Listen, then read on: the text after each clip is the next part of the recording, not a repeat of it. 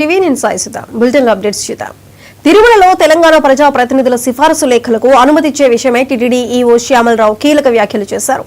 ఇంకా దీనిపై ఎలాంటి నిర్ణయం తీసుకోలేదని చెప్పారు. వైకుంఠ ఏకాదశి నేపథ్యంలో భక్తులకు ఎలాంటి ఇబ్బందులు కలగకుండా అన్ని ఏర్పాట్లు చేసినట్లు తెలిపారు.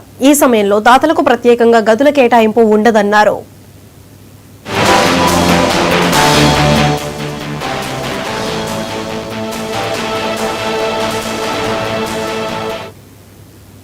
తిరుమలలో తెలంగాణ ప్రజాప్రతినిధుల సిఫార్సు లేఖలకు అనుమతిచ్చే విషయమై టీటీడీ ఈవో శ్యామలరావు కీలక వ్యాఖ్యలు చేశారు.